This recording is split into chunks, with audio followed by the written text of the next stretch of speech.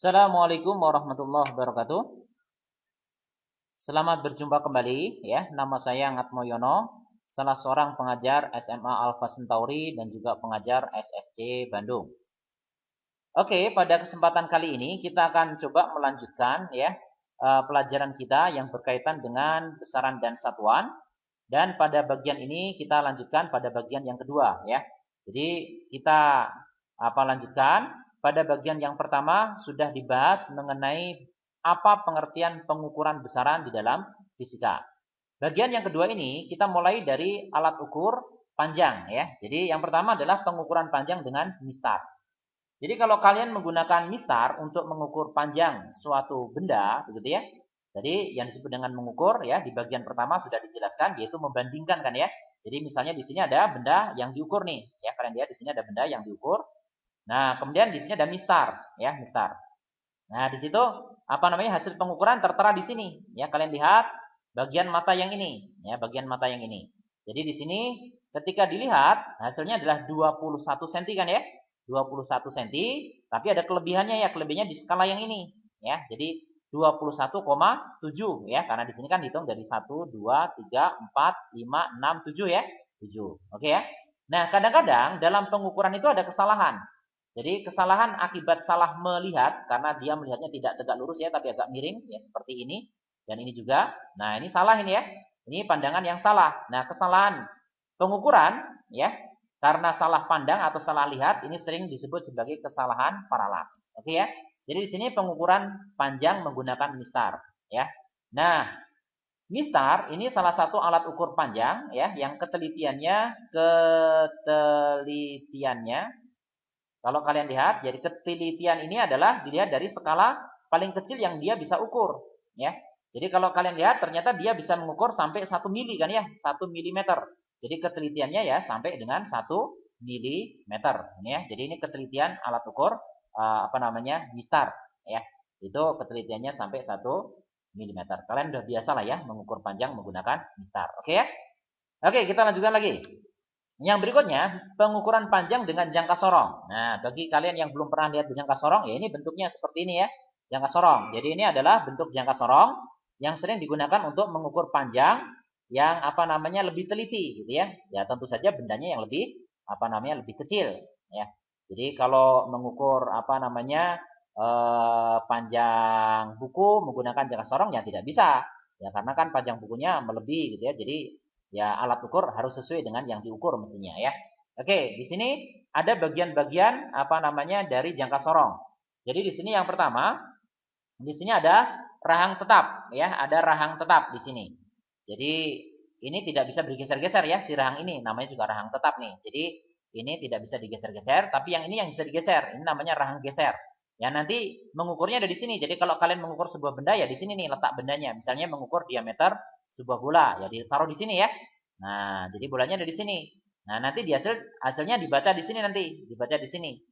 Nah, jadi di sini ada skala nonius ya. Ini skala nonius namanya. Ini ikut menyatu dengan rahang gesernya.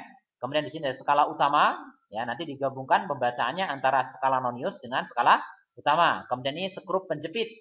Ini untuk menghentikan supaya rahang geser ini tidak menggeser-geser gitu ya. Nah, kemudian bagian yang ini untuk mengukur diameter dalam biasanya. Jadi kalau kalian punya kaleng misalnya ya, kemudian mau diukur diameter dalamnya, ya pakai alat yang ini. Bagian yang atas ini ya. Nah, jadi dimasukkan ke situ. Nah, ini untuk mengukur diameter dalam biasanya. Ini diameter dalam. Diameter dalam. Maksudnya untuk mengukur diameter dalam sebuah lingkaran. Biasanya begitu ya. Nah, pada bagian yang ini. Oke?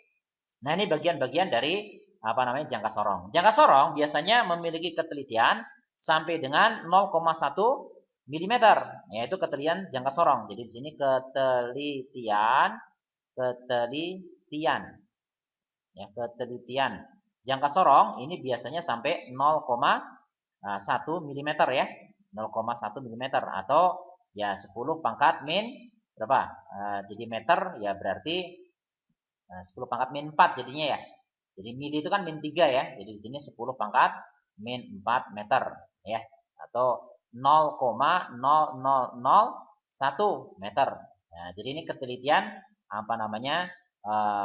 jangka sorong ya, itu sampai 0,1 mm ya, 0,1 mm, 0,0001 gitu ya, milimeter. Oke, itu jangka sorong ya. Kita lihat beberapa contoh pengukuran. Nah, lihat sini. Hasil pengukuran tebal sebuah balok kayu dengan menggunakan jangka sorong seperti terlihat pada gambar. Nah, jadi seperti terlihat pada gambar ya. Nah, tebal kayunya berapa? Nah, jadi di sini ini nanti yang terbaca di jangka sorongnya akan seperti ini ya. Jadi tadi ini skala utama, yang ini skala utama ya, skala utama. Sementara yang bawah ini adalah non-use-nya tadi, non-use gitu ya. Nah, cara membacanya gimana? Hasil pengukuran ya, hasil pengukuran itu ada di sini nih. Ya, coba kita lihat. Jadi hasil pengukuran di sini. Nah, kalian lihat ini kan 3,2 ya. Ini kan 3 cm nih. Nah, di sini kan mili nih ya, 1 2. Jadi sebenarnya di sini itu adalah hasil pengukuran di sini itu sebenarnya adalah 3,2. Ya, 3,2 tapi lebih. Jadi 3,2 ada lebihnya. Ya, lebihnya. Jadi 3,2 sekian sentimeter. Nah, sekiannya itu kalian lihat mana yang berimpit antara skala utama dengan skala non-use. Mana? Coba kalian lihat ya, dicek satu-satu gitu ya skala non-use-nya. Ternyata ada yang berimpit. Di mana berimpit? Di sini. Nah, ini yang berimpit. Ini salah ya, ini harusnya nggak berimpit ini. Ini salah.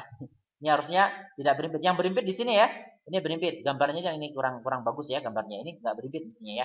Jadi di sini ini yang berimpit. Nah, jadi di sini 1 2 ya. Nah, jadi di sini hasilnya adalah 3,2,2 ya. Jadi 3,2,2 jadinya ya. Nah, jadi ini. Nah, ya karena berimpitnya di sini. Ini berimpit ya. Berimpit. Nah, gitu ya, berimpit. Nah, jadi 3,22. Nah, itu yang disebut dengan apa namanya? Hasil pengukuran. Ngerti ya? Nah, jadi kalian tinggal bandingkan aja antara skala utama dengan skala non-use mana yang berimpit. Oke, kita lihat lagi. Perhatikan gambar pengukuran panjang balok di bawah ini. Hasil pengukuran didapat berapa ini? Ya, coba ini ya. Tadi kan ini bendanya nih. Diukur di situ. Nah, hasilnya di sini. Sama dengan tadi nih, hasilnya di sini. Kalian lihat ini adalah 3,1 lebih kan? Jadi 3,1 lebih sekian gitu ya sentimeter. Nah, 3,1. Nah, cari mana yang berimpit. Yang berimpit kira-kira di mana nih? Cek satu-satu nih ya skala non-use-nya. Mana skala yang berimpit? Nah, kira-kira yang mana nih? Yang berimpit. Yang ini ya? Nah, ini berimpit nih. Kalau kalian lihat, ini yang paling berimpit yang ini. Ya, ini berimpit. Berimpit. Gitu ya, berimpit. Nah, sehingga nanti hasilnya berapa ini? Kalau kita lihat, karena itu yang berimpit, berarti 3,1. Berapa nih? Ini kan angkanya 9 ya. Jadi 3,19. Nah, ini hasil pengukurannya. Seperti ini. Oke, bisa dipahami ya? Jadi kalian lihat mana yang berimpit aja. Jadi, apa namanya, tinggal dicocokkan aja antara skala non-use dengan skala utamanya. Jadi 3,19 karena yang berimpit ada di daerah situ. Oke ya? Mudah-mudahan bisa dipahami nih. Oke, kita lanjutkan. Pengukuran panjang dengan mikrometer skrup. Nah, ini penampakan mikrometer skrup itu kayak gini ya. Nah, ini apa penampakannya kayak gini ya, mikrometer skrup. Ini ada bagian-bagiannya. Ini bisa diputar nih ya. Jadi ini bisa diputar, ke sini, ke sana, ini bisa diputar nih ya. Nah, kalau ini diputar, ya ini juga ikut muter ya. Jadi ini rahang putaran, ini bisa menggeser ke kanan, bisa menggeser ke kiri. Benda yang mau diukur ditaruh di sini nanti. Ini benda yang mau diukur taruh sini ya. Nah, taruh di sini. Nah, nanti hasil pengukurannya dibaca di sini. Ya, dengan mencocokkan skala utama dengan skala putarnya, gitu ya. Jadi nanti kita lihat. Ya, jadi tinggal dicocokkan aja. Ini hasilnya di sini nanti. Ya, nah nanti di sini mikrometer skrup memiliki ketelitian itu sampai dengan 0,01 mm ya. Jadi ketelitiannya lebih teliti dibanding dengan jangka sorong ya. Jadi ketelitian. Nah, ketelitian mikrometer skrup ya ini sampai dengan 0,01 mm ya, 0,01 mm. Jadi kalau meter ya jadi mili 10 pangkat min 3 tadi ya. Jadi ini sama dengan 10 pangkat min 5 ini. Apa namanya meter, atau kalau kita jadikan desimal ya 0,00001 ya meter. Nah, ini ketelitiannya sampai segini nih. Nah, ini kan sangat teliti kan ya, karena sangat kecil ya, itu bisa terukur dengan mikrometer skrup. Oke ya, kita lihat contoh sekarang.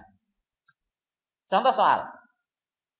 Tebal suatu plat diukur dengan mikrometer skrup dan hasilnya terlihat seperti gambar di samping. Tebal plat tersebut adalah berapa? Nah, cara menghitungnya gini. Di sini, ini skala utama tadi ya, ini skala utama. Dan yang bawah ini adalah tengah-tengahnya. Jadi kalau di sini kalian lihat, ini kan sudah melewati 7,5 ya.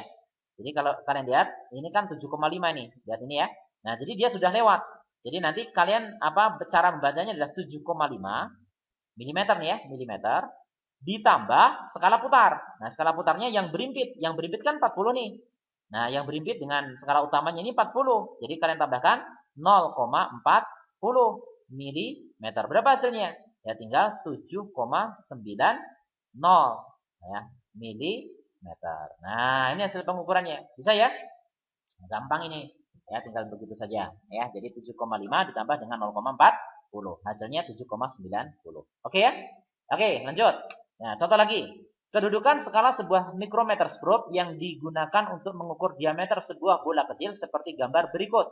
Berdasarkan gambar tersebut dapat dilaporkan ya, diameter bola kecil adalah berapa. Oke, kalian lihat ini adalah skala utamanya. Di sini 0 ya, ini 0 ya. Di sini 1 2 3 4 5 ya. Di sini 5 6 7 8. Kalian lihat 8 lebih, tapi kan tidak lebih sampai 8,5 ya. Jadi 8,0 nih. Jadi kalian tulis 8,0 mm nih ya. Nah, tambahkan dengan skala putarnya. Nah, yang di sini kan berimpitnya ya. Nah, ini kan 16 kan angkanya ya. Jadi ini 16 nih. Ini 16. Jadi kalian tuliskan ditambah 0,16 mm. Jadi hasilnya berapa dong? Hasilnya adalah 8,16 mm. Nah, gitu ya, gampang ya. Jadi tinggal begitu, tambahkan aja. Jadi hasilnya 8,16 mm. Oke, bisa dipahami ya? Oke, itu gampang nih cara mengukur menggunakan mikrometer skrup. Ya, lanjut. Contoh lagi. Di sini disebutkan diameter batang besi diukur menggunakan mikrometer skrup. Hasil pengukurannya adalah sebagai berikut. Ya, seperti itu. Nah, kalian lihat ini sudah lewat dari setengah nih. Jadi nanti dituliskannya 7,5 lagi ya. 7,5 mm nih. Ditambah lihat skala skala yang berimpit dari skala putar ini. Berapa ini? Kalau di sini 30 berarti di sini 31, 32, 33, 34 ya di sini ya. Oke, 34 ya. Nah, jadi ditambah dengan 0,34 mm. Nah, jadi berapa dong hasil pengukurannya? Nanti kalian punya 7,84 ya milimeter. Oke, ngerti ya? Nah, gampang ya? Seperti itu. Ya. Oke, lanjut lagi. Nah, yang berikutnya ini adalah pengukuran massa dengan neraca Auhaus. Ya, jadi ada pengukuran massa dengan menggunakan neraca Auhaus. Jadi penampakannya seperti ini nih, neraca Auhaus ya. Jadi di sini nanti kalau benda yang mau diukur massanya taruh sini nih ya. Ini bendanya taruh sini nih. Nah, ini kalau mau diukur. Nah, kemudian kalian geser-geser ini ada bandul sebenarnya sih, bagian pemberat yang bisa digeser nih. Ini bisa digeser ke kanan ke kiri sebenarnya. Ini ada 3 lengan ini. Ya, biasanya ada 3 lengan, meskipun ada juga neraca Auhaus yang memiliki 4 lengan juga ada, yang 2 lengan juga ada sih ya. Nah, ini yang kita bahas ini yang 3 lengan. Nah, di sini ada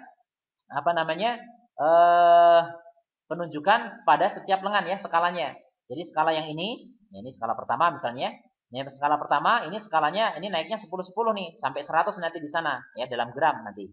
Seperti ini kan penunjukannya angka 40. Jadi di sini dituliskan 40 gram. Nah, kemudian yang tengah ini ya yang nomor 2, ini naiknya 100 100 ini. Ini sampai 500 nanti di sini ya. Ini sampai 500 nanti di sini. Nah, ini naiknya 100 100 ya. Nah, jadi kalau di sini ini penunjukannya adalah 400 gram karena posisinya ada di sini kan. Gitu. Kemudian ini skala yang kecil ya.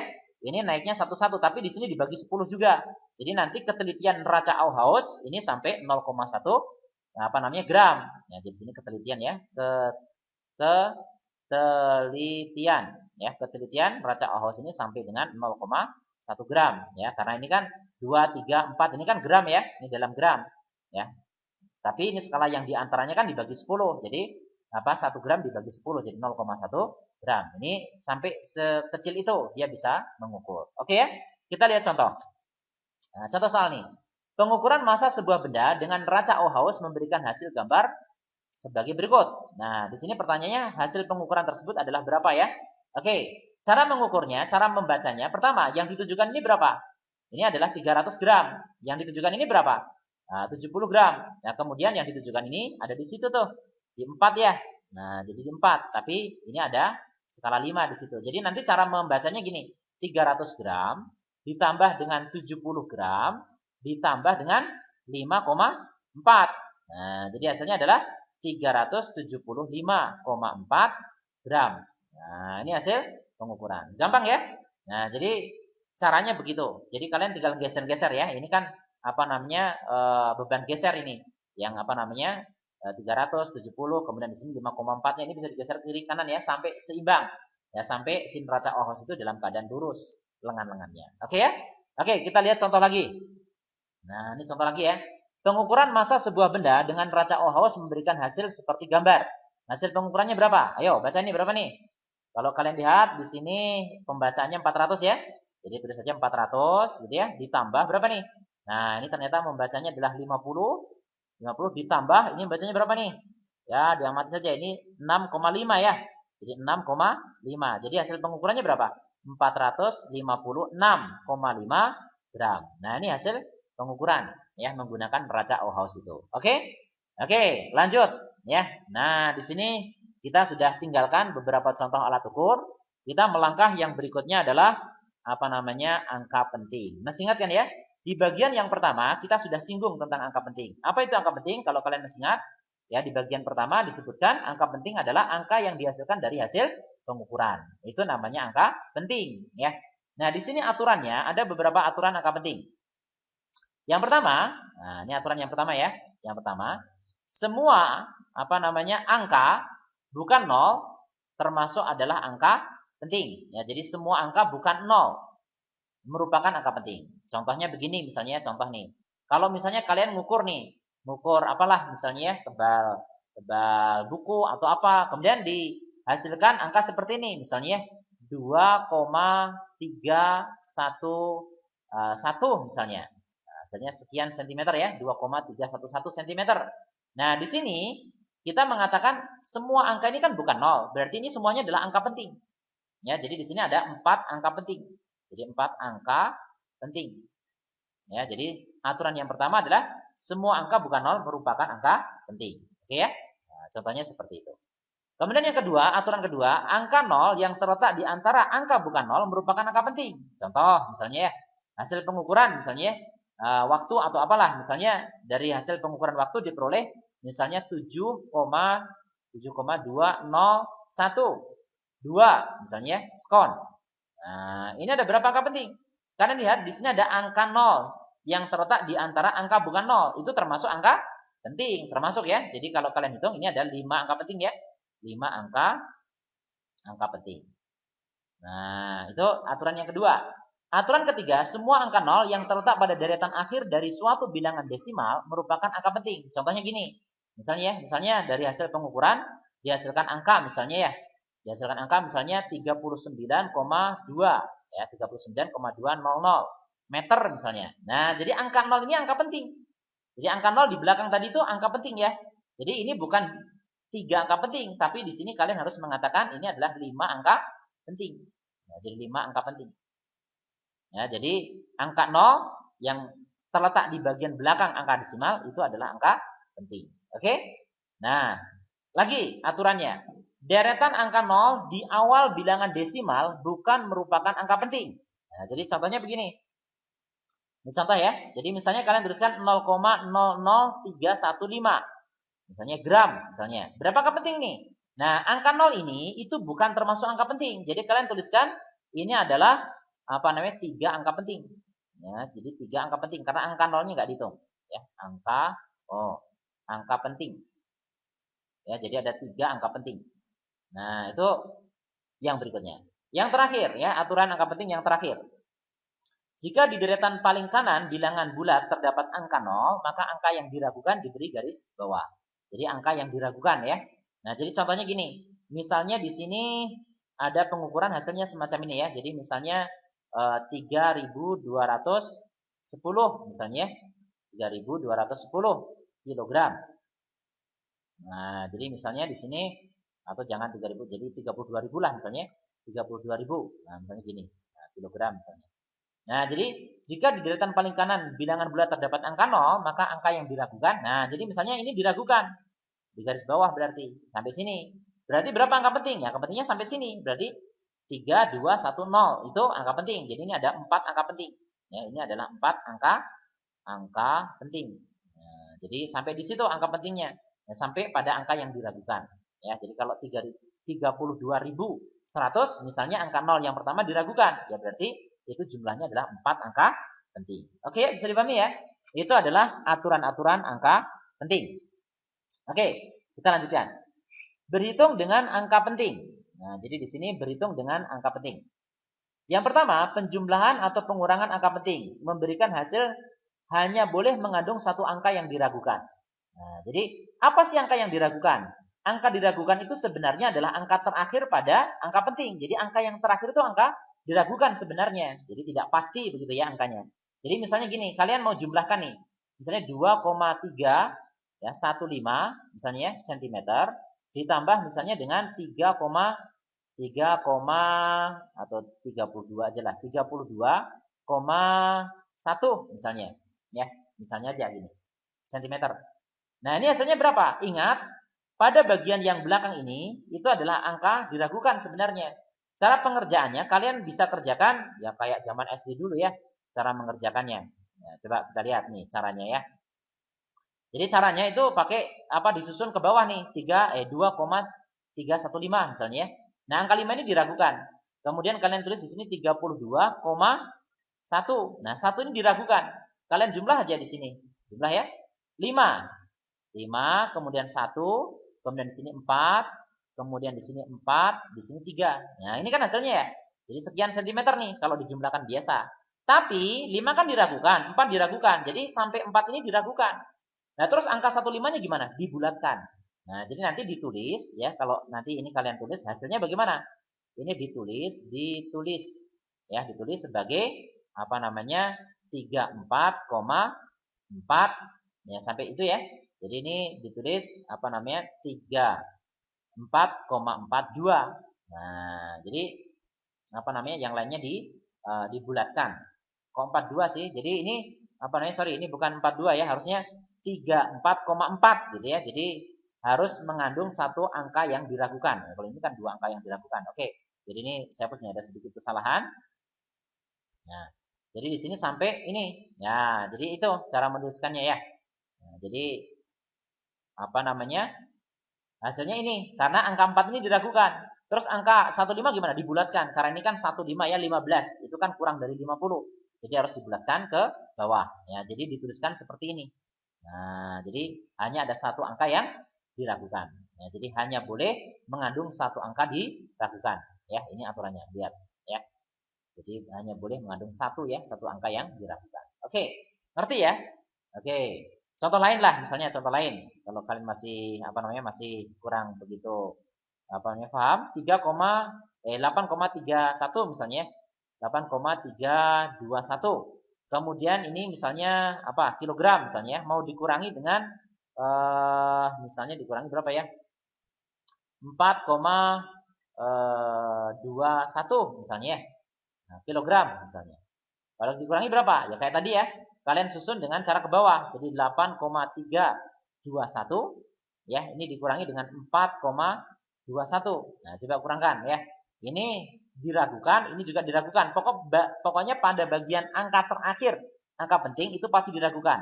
Jadi nanti kalau kalian hitung, jadi berapa nih? 1 berarti ini 1 di sini ya. Kemudian di sini 3, kemudian di sini 5, di sini 12 ya. Nah, gitu kan? Tapi di sini yang diragukan sampai angka 3. Kan di sini 1 diragukan. Nah, berarti satunya dibulatkan. Jadi nanti di sini ditulis ya dengan apa? Ditulis apa namanya? 12,53. Ya, jadi sampai angka 3 yang dilakukan. Ini kilogram. Nah, jadi ini hasilnya. Oke, bisa dipahami ya? Oke, kita lanjutkan kalau ini bisa dipahami. Berikutnya, aturan yang kedua, ini perkalian atau pembagian angka penting. Ya, memberikan hasil dengan jumlah angka penting sama dengan jumlah angka penting paling sedikit dari bilangan-bilangan yang terlibat dalam perkalian atau pembagian. Contohnya begini. Ya, contohnya begini.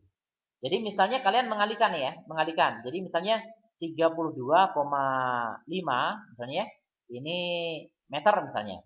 Kalian kalikan dengan misalnya apa ya? Misalnya dikalikan dengan kecepatan ya. Kalau dikalikan kan boleh berbeda ya satuannya ya. Misalnya dikalikan dengan 2,1 misalnya meter per sekon. Nah, ini hasilnya berapa ini? Hasilnya kan ya. Ini apa namanya? Meter dikalikan dengan kecepatan misalnya. Nah, di sini kalian coba lihat. Ini itu jumlah angka pentingnya adalah 3 angka penting.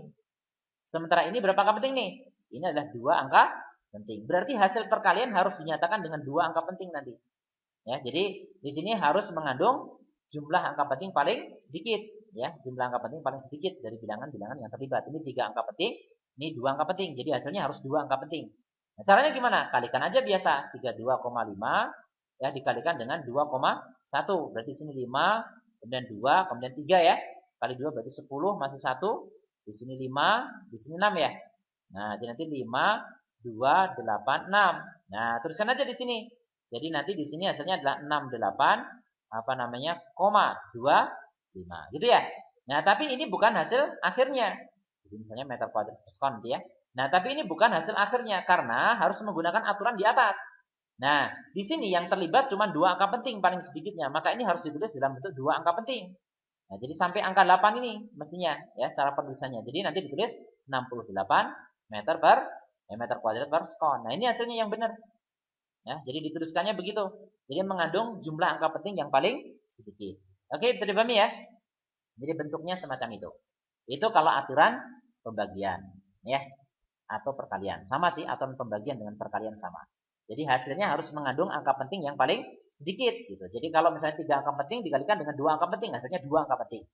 Misalnya 4 angka penting dikalikan dengan 2 angka penting, hasilnya 2 angka penting. 6 angka penting dikalikan dengan 2 angka penting, hasilnya 2 angka penting. Dan seterusnya. Pokoknya yang paling sedikit aja angka pentingnya. Oke, lanjut ya. Nah, di sini perpangkatan dan penarikan akar suatu angka penting menghasilkan angka penting sama banyak dengan angka penting yang dipangkatkan atau ditarik akarnya. Contohnya gini. Misalnya di sini ya. Misalnya kalian punya akar 144 misalnya ya, meter kuadrat. Nah, kalau diakarin berapa ini? Ini yang jelas adalah 3 angka penting. Maka hasilnya juga harus 3 angka penting. Jadi nanti di sini kalau dituliskan biasa kan 2 ya. 12 ya, 12 meter nih. Akar 144 kan 12. Tapi kan ini ada 2 angka penting. Ini 2 angka penting ini. Berarti tidak memenuhi. Nah, kalau mau benar ini ditulis begini. Ditulis sama dengan apa nih? 12,3 meter. Nah, sorry, 12,3 sih. 12,0. Nah, jadi 12,0 meter. Nah, ini adalah angka penting yang benar. Jadi 12,0. Nah, berarti 3 angka penting kan? Karena asalnya adalah 2 angka penting. Ya, jadi hasilnya harus 12,0. Ini kok nggak kelihatan ya? Coba ini dihapus dulu. Oke ya. Oke. Nah, jadi hasilnya seperti itu ya. Hasilnya adalah 12 ya. Jadi 12,0 ya. Nah, ini 3 angka penting. Nah, ini 3 angka penting. Nah, jadi kalau yang ditarik akarnya 3 angka penting, maka hasilnya juga harus 3 angka penting. Oke. Nah, demikian pula kalau dipangkatkan juga sama. Misalnya ya, misalnya kalian memangkatkan nih ya. Kalian pangkatkan misalnya 80, misalnya berapa ya?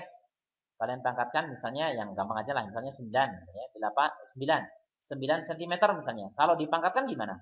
Jadi 81 cm persegi gitu kan? Nah, sekarang 81 ini adalah bilangan dengan 2 angka penting, padahal aslinya adalah 1 angka penting. Jadi dari 1 angka penting ini 2 angka penting. Jadi menuliskannya gimana? Nah, ini ditulis dalam bentuk apa? Ya, ditulisnya dalam bentuk apa namanya kan harus mengandung angka penting yang paling sedikit. Jadi nanti cara menulisnya 8. Ya, 1 ya, 81 tapi sampai sini. Ya, ini cm persegi. Nah, karena di sini angka satunya itu di sebelah kanan harus dibulatkan ya. Jadi 8 0. Tapi di sini 8,0 ya. Karena kan angka yang ditaksirkan angka 8. Jadi 8,0 ini angka pentingnya. Bukan 8,0. Kalau 8,0 itu berarti 2 angka penting. Nah, kalau 8,0 atau 80 lah ya. Bukan 8,0 kali 10 pangkat 1 nanti ya. Jadi satunya dibulatkan jadi 80, tapi ini di garis bawah ya. 8-nya di garis bawah. Yaitu menunjukkan angka taksirannya sampai angka 8. Jadi 80 tetap nilainya 80, tetapi di garis bawah pada angka 8-nya. Nah, jadi ini kalau dikuadratkan ya. Jadi angka penting tersebut dikuadratkan, maka hasilnya seperti itu. Ya, jadi di sini maksudnya kuadrat ya. Ini dikuadratin. Hasilnya 81 cm. Nah, harus ditulis dalam bentuk 1 angka penting. Jadi cara nulisnya gini, 8,0, bukan 8,0 ya, 80, tapi angka 8-nya di garis bawah. Ya, ini 1 angka penting. Karena sebelumnya pun 1 angka penting. Jadi ini harus sama nih ya. Nah, dengan ini harus sama. Oke, itu tentang aturan angka penting, penarikan akar dan mengkuadratkan atau memangkatkan dari suatu angka penting. Ya, jadi dia harus menghasilkan jumlah angka penting yang paling sedikit. Oke, bisa dipahami itu ya? Oke. Oke, kalau bisa dipahami, mungkin itu saja yang dapat kita pelajari pada pagi hari ini, ya, pada waktu ini maksud saya, ya. Mudah-mudahan bisa dipahami dengan baik. Sampai di sini. Assalamualaikum warahmatullahi wabarakatuh.